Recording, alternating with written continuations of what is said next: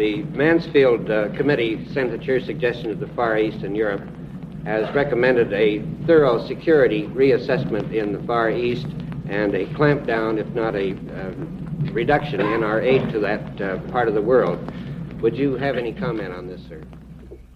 I don't see how we're going to be able, unless we're going to pull out of Southeast Asia and turn it over to the communists, how we're going to be able to reduce very much our economic programs, military programs in South Vietnam, in Cambodia, in Thailand.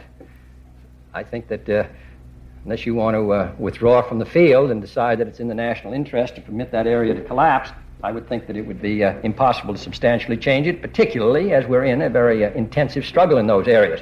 So I think we ought to judge the economic burden it places upon us as opposed to having the communists control all of Southeast Asia, with the inevitable effect that this would have on the security of India and therefore really begin to run perhaps all the way towards the Middle East. So I think that while we'd all like to lighten the burden, I don't see any real prospect of the burden being lightened for the United States in Southeast Asia in the next year if we're going to do the job and meet what I think are our very clear national needs. Thank you, Mr. President.